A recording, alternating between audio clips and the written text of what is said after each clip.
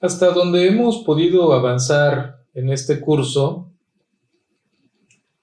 estamos en este momento en el punto en el que vamos a adentrarnos realmente a entender ya sobre la página, sobre el diseño de páginas.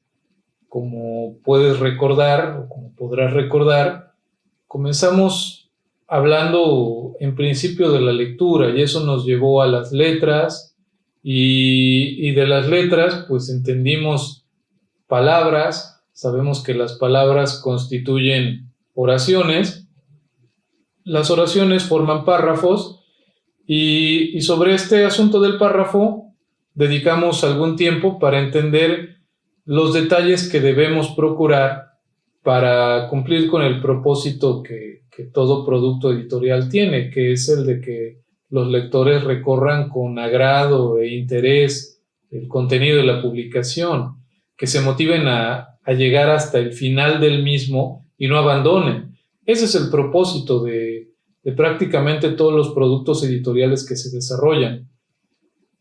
Bueno, del párrafo saltaremos a partir de esta sesión a entender aspectos que tienen que ver con la composición de una página, o sea, en la que existan muchos párrafos.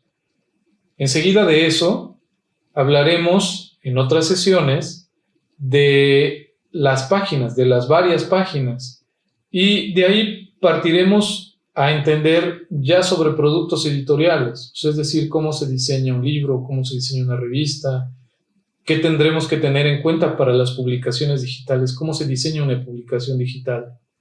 Pero en este punto pasaremos justamente del párrafo a entender cómo constituir varios párrafos, cómo configurar esta información en una página. Sucede entonces que cuando como lectores nos adentramos a una página, sobre todo si ésta tiene información diversa, es indispensable entender qué es lo más importante, por dónde debo empezar, dónde termina una parte y comienza otra. Un primer criterio que se puede entender en esto son, por ejemplo, los subtítulos, que en el diseño editorial se conocen más bien como cabezas de descanso. Eventualmente te explicaré por qué se llaman así. Pero bueno, mencionémosle por ahora subtítulos. Entender cuándo estamos ante un subtítulo es importante, porque además como lectores nos hace saber que estaremos pasando de una serie de ideas que aborda el tema a otra serie de ideas un poco distintas al bloque anterior, que aunque tienen que ver con el mismo tema, pues estarán llevándome por otros rumbos. Si yo no lo percibo como lector, si yo no distingo que acabo de pasar por un subtítulo, mi cabeza, la manera en la que estoy digiriendo el tema, puede de repente verse desorientado. La diacrítica nos ayuda a resolver estos aspectos. Por supuesto, si pensamos en una página, por ejemplo, de una revista o de un periódico, la diacrítica, la diferenciación de elementos, nos ayuda a tener un recorrido más correcto en la página. O sea, yo entiendo dónde empieza algo porque seguramente hay un título, pero este título lo percibo como tal porque tiene una fuente tipográfica más grande que el resto de los elementos o de la tipografía de la página. Porque a lo mejor está en mayúsculas todo, o porque tiene un color más llamativo. Entiendo de este título una especie de introducción porque tiene características diferentes a las del cuerpo de texto. Dentro del cuerpo de texto me encuentro, como ya dije, a los subtítulos y entonces empiezo a entender que la página está seccionada y se ha seccionado en principio para ayudarme a digerir con mayor facilidad esa información y disfrutar de mi lectura. En el diseño editorial, lo que se procura muy constantemente es el contraste, porque como efecto de esto, del contraste, se puede tener esa diferenciación que se busca. O sea, hay referentes claros. Cuando todo tiene el mismo tamaño, cuando todo tiene la misma letra o tipo de letra, los mismos colores, la misma ubicación. No existe entonces referencia que nos oriente, y ese sería entonces un mal diseño. Incluso lo que se consume en términos de lo digital, o sea, el diseño editorial en medios digitales, también requiere de la diacrítica. Sin duda con mucho más necesidad, porque uno puede pensar, bueno, yo tengo el scroll, ya sea en la computadora de escritorio o en un dispositivo móvil, y el scroll es el que me va guiando.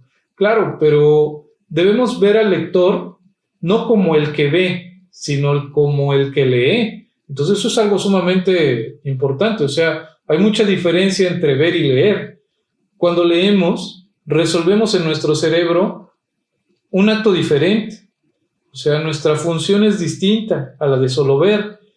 Cuando leemos, así sea que leamos de manera salteada y solamente haciendo una revisión como muy por encima del documento, estamos conectando lo que vamos leyendo con lo que vamos resolviendo en nuestra cabeza. Entonces, debemos guiar al lector y hacerle saber cuándo pasó de un punto a otro o de una idea a otra.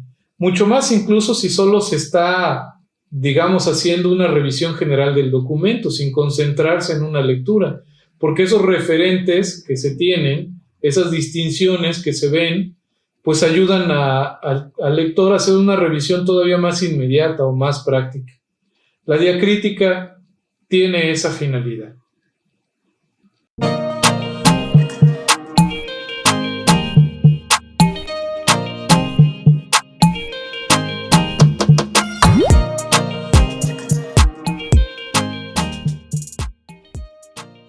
Se llama diacrisis, o más informalmente destacado, es como se le conoce en el medio de lo editorial. No es otra cosa más que el recurso que se emplea para destacar o distinguir elementos, por supuesto unos de otros.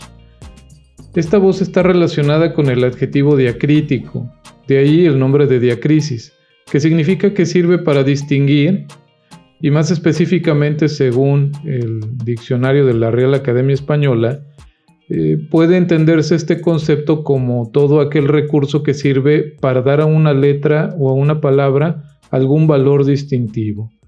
Un caso muy común es cuando se habla de tilde diacrítica. Hay una referencia clara, gráfica, para entender de esto una entonación distinta en una palabra. La diacrisis, desde el punto de vista del diseño editorial, es todo aquello que gráficamente establece una referencia para el lector. No necesariamente sonora, como es el caso de la tilde diacrítica, pero sí en términos de valor. Veamos este ejemplo.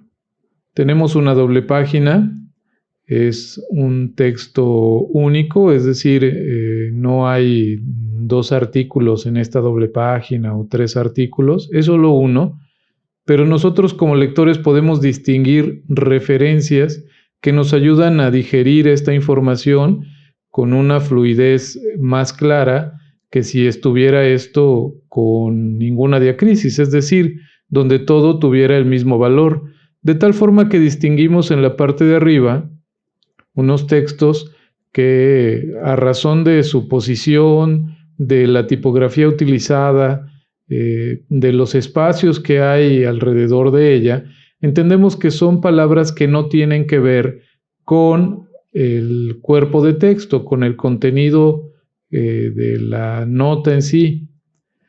Bajamos la vista y apreciamos la necesidad y perseverancia de los Robsar como el título.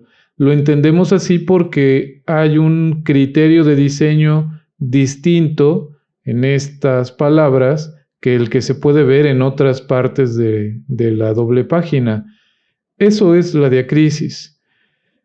Existen tales valoraciones que comprendemos que como un nivel inferior al título podríamos entender a esta palabra que dice series, mucho antes que a este párrafo que tenemos aquí, porque este tiene en principio una posición superior a estos, es decir, está más arriba.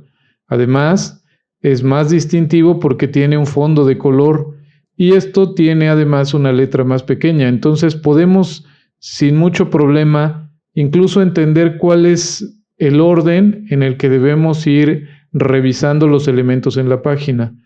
Ya en el cuerpo de texto, aunque se trata de un solo artículo, podemos saber claramente que hay ideas que puedo ir asimilando de manera independiente, es decir, se trata este artículo más bien es una entrevista, entonces podemos distinguir que cada referencia diacrítica dentro del cuerpo de texto, es decir, el que se encuentra en negritas, es una pregunta que se está haciendo a los personajes a los que se entrevista. Entonces, claramente puedo saber que, independientemente de que distingo los párrafos, cada referencia diacrítica que está en negritas me permite entender una idea distinta a la anterior. Aunque se habla del mismo tema, se comprende que aquí se puede estar abordando un asunto que no necesariamente tenga que ver con la parte anterior. Eso es entonces las ventajas que nos presenta como lectores, sobre todo, la diacrisis en un diseño editorial. Aquí estamos apreciando este texto que asumimos por las características de la fuente tipográfica que difieren a la del cuerpo de texto, que esto no es parte precisamente del cuerpo de texto o de la entrevista, es un destacado.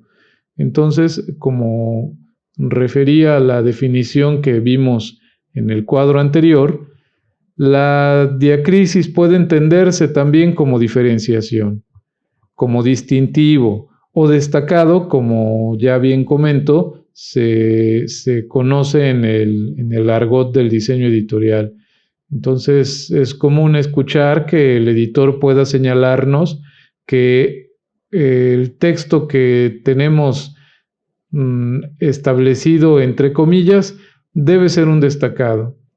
Ten en cuenta que cuando se diseña, antes de llegar precisamente a las decisiones que tomamos como profesionales de la comunicación gráfica editorial, lo que llega a nosotros es un documento de Word precisamente sin diacrisis.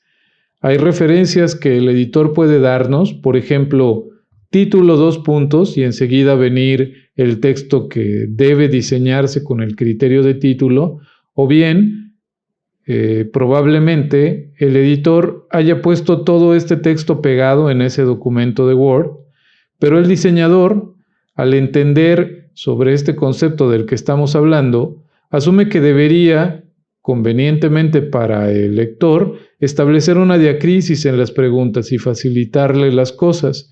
Entonces podría de la misma forma venir una referencia que diga destacado 2 puntos y aparecer este texto. Entonces uno como diseñador ya sabrá que esa frase o ese párrafo debe diseñarse con otro criterio o diferenciarse de otros elementos de texto que se encuentren en la misma página. Eso es la diacrisis. En tipografía hay varios recursos para la diacrisis, como el uso de mayúsculas, cursiva o negrita. Estos son los 3 tipos de destacado más importantes, pero por supuesto no son los únicos. También podemos ayudarnos de cambios en la fuente tipográfica, de cambios en el tamaño, en el color, en agregar signos, como es el caso de las viñetas, e incluso los espacios que pueden generarse en la página, espacios vacíos por supuesto, nos ayudan a poder diferenciar unos elementos de otros. Esto por supuesto es sumamente importante. Hacer uso de los espacios vacíos como un recurso más que decorativo, como una utilidad para poder ayudar al lector a entender las partes que conformarían ese documento y qué parte está disociada de otra, eso por supuesto es algo fundamental. Aquí podemos apreciar otro ejemplo de la publicación Reporte Índigo. Es un periódico que me parece que no se entrega a diario, no estoy seguro, pero es una empresa, es una editorial que, vamos, tiene un diseño muy particular. Aquí puedes apreciar, en el ejemplo que te muestro, muchos detalles diacríticos que, si no existieran, por supuesto, la página, más allá de que se vería no muy atractiva, haría que el lector quizás no se sienta muy motivado a leer, sobre todo porque la diacrisis le permite al lector entender un orden de lectura, le permite saber que puede digerir por partes este documento y que además la referencia diacrítica que establece valoración, o sea, es decir, esta parte parece ser más importante que esta, ayuda al lector precisamente a poder tener una revisión rápida del contenido. De tal forma que se dice mucho que en principio se lee esta parte, la del título, y a partir de esto se juzga un criterio sobre el contenido que se muestra.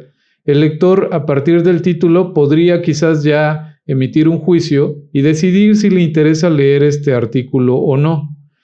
Pero puede suceder que no quede totalmente convencido solo leyendo el título y necesite una referencia adicional. Así entonces podrá saltar a este punto, porque el propio diseño lo establece así. Incluso podría, después del título, no pasar a esta parte, sino quizás a esta, que se entiende como una especie de categoría de la información. O sea, este documento contiene datos relacionados con la reforma energética. Estas referencias, por supuesto, que agilizan mucho la revisión de un periódico, sobre todo cuando éste tiene muchas notas informativas, muchos artículos. Es prácticamente complicado que alguien se anime a leer todo lo que en un periódico se muestra. Discriminamos, de acuerdo con nuestros intereses o necesidades, cuáles son las páginas que vamos a consumir. Y este recurso diacrítico nos ayuda, por supuesto, a entender estas referencias.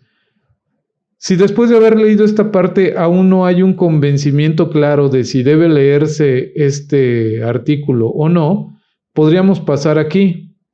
Este recurso dentro del diseño editorial se llama sumario. Ya más adelante hablaremos a detalle sobre las partes que conforman un periódico o una revista. Asimismo, por supuesto, las que componen a un libro. Pero bueno, como estoy mostrándote un ejemplo de una página de periódico, pues salen a relucir precisamente estos elementos que tienen que ver con el diseño de un periódico. Lo que debe quedar claro es que la diacrisis facilita las cosas para el lector y desde el punto de vista del diseño, además esta diacrisis se convierte en elementos gráficos que pueden ayudarnos a conformar una página con un mayor atractivo. Imagina que no tuviéramos el recurso de la diacrisis y solo utilizáramos la valoración de la posición para determinar qué debo leer primero y qué después. Nuestra vista, por supuesto, recorrería de manera como muy monótona las líneas de arriba hacia abajo y debería además el lector tener que apoyarse únicamente en lo que va leyendo, o sea, es decir, en razonar sobre lo que está precisamente leyendo para poder ir asumiendo él cuál es el título, qué es más importante que qué cosa, etcétera. Entonces, vamos, el tema de la diacrisis es importante. Las variaciones tipográficas. Existen muchos recursos para poder establecer diacrisis, pero en esta sesión nos concentraremos de momento en lo tipográfico. Aquí puedes ver una lista de 6 niveles, considerando que el primero podría entenderse como el recurso desde la tipografía el más destacado de todos, es decir, el usar mayúsculas negritas. Enseguida de podría incluso debatirse que el segundo y el tercero podrían, digamos, ambos ser más llamativos, dependerá de la tipografía. En este caso, de acuerdo con la tipografía que utilicé para señalarte esto, a mí me parece que el 3 se destaca más que el 2, o sea, las negritas se notan más llamativas que las puras mayúsculas. Pero lo dejé en el orden que ves porque en lo general las fuentes tipográficas que utilizamos siguen este criterio, es decir, después de las mayúsculas negritas son las mayúsculas las que más resaltan. En un tercer nivel las negritas, en el cuarto las versalitas, en el quinto las cursivas o itálicas y en el sexto las redondas. Ese orden que te muestro aquí es el que generalmente se utiliza para establecer niveles.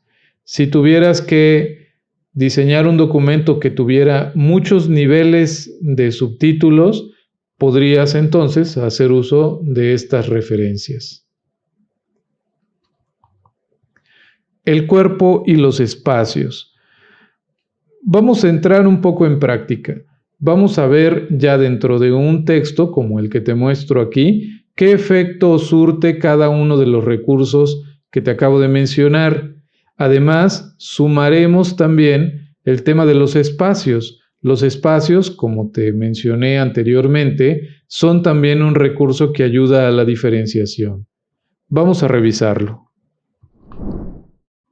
Nos encontramos en InDesign. Tenemos el texto que establece 2 subtítulos o cabezas de descanso, como también se le conoce en el medio editorial.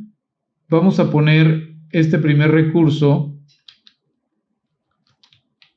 en la característica número 1 de acuerdo con la lista. Entonces voy a acudir aquí a las características del carácter y voy a elegir bold. E incluso en el caso de fuentes tipográficas como la que estoy utilizando, existe un grosor mayor que es black, lo voy a utilizar. Entonces podría ser un criterio. La situación cambia rotundamente. El lector puede ver más claramente que esto se trata de un subtítulo que cuando se encontraba de esta forma. Ahora, si tuviéramos que utilizar esta forma, pero hacemos uso de los espacios, ya eso es un recurso. No necesitaría, como lo puedes apreciar en el ejemplo, de utilizar un grosor mayor en las letras o una distinción adicional. Cuando utilizamos este asunto de los espacios como diferenciador, lo que conviene considerar es que establezcamos arriba del subtítulo 2 espacios y abajo 1. Eso es un recurso muy común. El único problema con los espacios es que cuando diseñamos páginas puede ser que esto nos juegue en contra. Es decir, este espacio que no tiene ocupación de texto podría complicarnos las cosas cuando buscamos acomodar columnas. Lo vamos a revisar con detalle más adelante.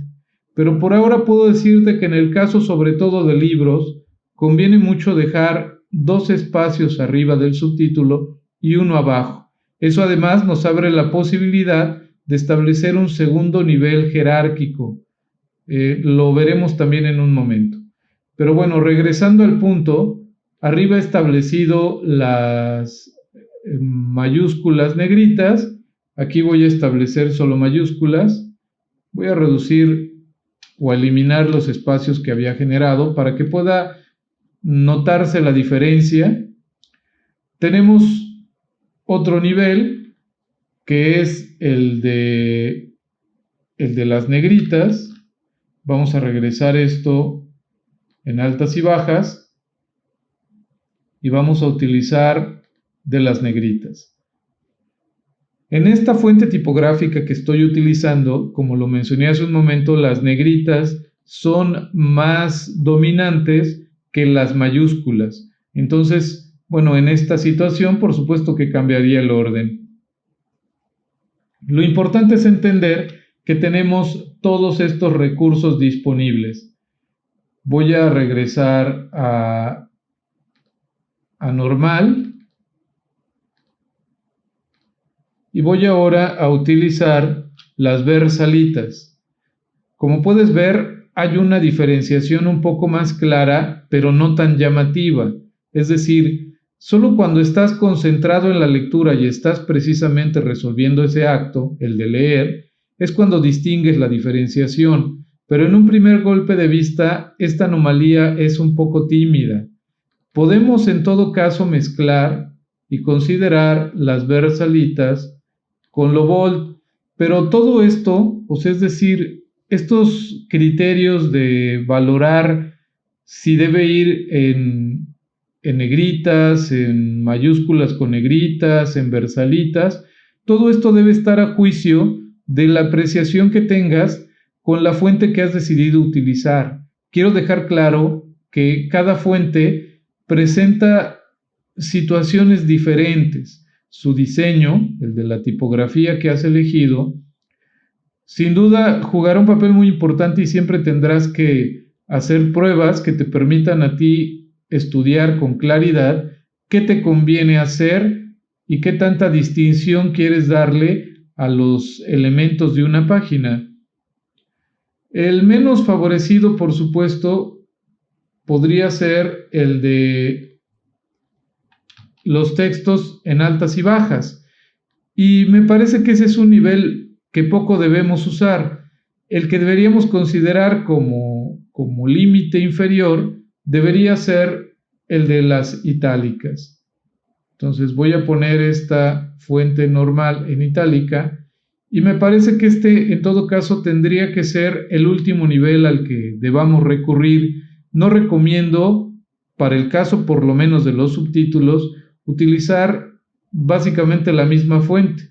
Incluso en esta versión en itálica del subtítulo veo necesario dejar un espacio.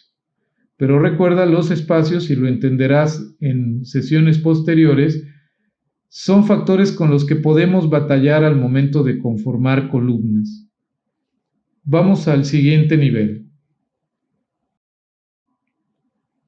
¿Qué sucede cuando tenemos subtítulo 1, subtítulo 2 o puede incluso existir subtítulo 3, 4 o 5? Todo esto lo tienes que revisar cuando recibes tu documento a diseñar. Tienes que leerlo o revisarlo a detalle para distinguir cuántos niveles jerárquicos ha establecido el editor. Sobre todo en documentos muy técnicos, en libros muy técnicos, existe este asunto de tener que establecer varios niveles jerárquicos. Existe el subtítulo 1, que podríamos entender como el 1. O 1.0, o bien el subtítulo 2, que podría entenderse como el 1.1, el tercer nivel, que podría entenderse como el 1.1.2, y así sucesivamente, como sucede precisamente con las tesis y estos documentos que contienen información científica o técnica muy elaborada o muy compleja. Tienes que distinguir cuáles son esos niveles para poder tomar decisiones, de tal manera que puedes establecer que quizás tu subtítulo número 1 pues tenga que ser de este nivel, el subtítulo número 2 tendría que ser quizás de este otro nivel, es decir, en negritas, pero en altas y bajas, y así sucesivamente, ¿no? Pues es decir, en esta situación de tener muchos niveles jerárquicos, podrías hacer uso de prácticamente todas las variaciones. Y si quedara, por supuesto, aún alguna situación sin cubrir con estos 6 niveles que te he presentado al inicio de esta sesión, entonces tendríamos que pensar en otras alternativas como el uso de viñetas o de gráficos adicionales. Por ejemplo, el caso de agregar una viñetita por aquí. ¿Cómo hacemos eso? Bueno, tenemos que acudir al menú Ventana, Texto y Tablas, al apartado de Pictogramas. Automáticamente el programa, como tengo el cursor aquí, pues ha establecido que se trata de la Meta Pro, así se llama la fuente, en su característica Bold. Pero si paso el cursor al párrafo siguiente, estoy en la Meta Pro, pero en la versión normal. Como puedes ver, cada fuente tipográfica tiene sus diseños de pictogramas, tiene las fuentes tipográficas o variantes tipográficas que el diseñador ha resuelto para que estos puedan ser utilizados. No existe en la fuente que tengo muchas alternativas. Voy a buscar aquí en puntuación para simplificar la búsqueda y tengo estas alternativas. Entonces puede ser que a falta de diferenciaciones posibles de tantos niveles jerárquicos que establezca el autor, puedo hacer uso, por ejemplo, de una viñeta con un espacio. Lo único que tuve que hacer fue dejar el cursor aquí y dar doble clic en alguno de los pictogramas que se me muestran aquí. Por ejemplo, puedo preferir este en lugar del anterior. Voy a quitar el que había puesto. Este puede ser, en todo caso, un criterio de distinción o de diferenciación. La adición de signos. Ya te mostré un poco cómo funciona esto de agregar signos para establecer diferenciaciones, pero vamos a concentrarnos ahora en las viñetas, particularmente para el uso de listados. Estás viendo un texto que parece tener párrafos muy cortos. En principio vemos un poco de desorden y hasta que empezamos a leer comprendemos por qué el texto está compuesto de esta forma. Distinguimos que se trata de un listado, pero no lo podemos identificar con inmediatez porque nos hacen falta referencias que señalen o establezcan puntos claros y poder entonces comprender que se trata de un listado. La manera en la que podemos establecer listados en las cosas puede variar mucho y dependerá, por supuesto, de las decisiones que como diseñador editorial tengas que tomar en relación al tipo de documento que estés trabajando o de las necesidades específicas que marquen la situación. Aquí podríamos, por ejemplo, utilizar guiones o rayas para diferenciar. Si fuera el caso, yo tendría que acudir al menú texto. Bueno, en principio poner el cursor en la parte donde quiero ingresar esta raya, después ir a texto, a insertar carácter especial, a guiones y rayas y elegir un guión largo. Este es el recurso que generalmente se utiliza en el caso de las rayas o guiones para poder establecer listados. He copiado ese carácter y estoy pegándolo en esta lista. Los guiones no deben llevar un espacio después de este. Los guiones, en cuanto termina la ubicación de este carácter, debe colocarse ya el texto seguido. Entonces, bueno, ya en este acomodo que he resuelto, se distingue que se trata de un listado y el lector puede agilizar un poco su proceso de lectura porque estos elementos gráficos le ayudan de manera un poco anticipada a saber a qué se va a enfrentar. Si agrego un espacio, el resultado parece todavía mejor. Pero bueno, vamos ahora a ensayar otra opción. Consideremos las viñetas. Una vez eliminado esto, vamos a la siguiente opción. Tenemos que ir al menú Texto, Listas numeradas y con viñetas, y elegir Aplicar viñetas. Doy clic allí y se ha establecido una viñeta en donde tenía el cursor. Voy a hacerlo en todos, voy a seleccionar la lista completa, voy al menú Texto, a Listas numeradas y con viñetas y aplico viñetas.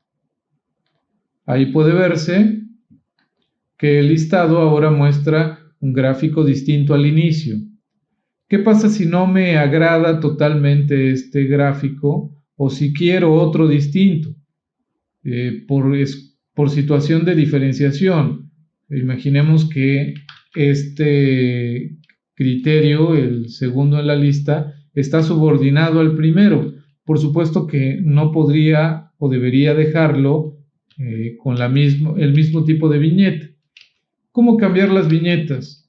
En InDesign, esto se hace desde la ventana Párrafo. Debo ir al menú Ventana, Texto y Tablas, Párrafo, y en las opciones ocultas de esta ventana, es decir, en esta esquina superior derecha de la ventana, cuando está activa, doy clic, y en la lista que se despliega, debo acudir a la opción que dice Viñetas y Numeración.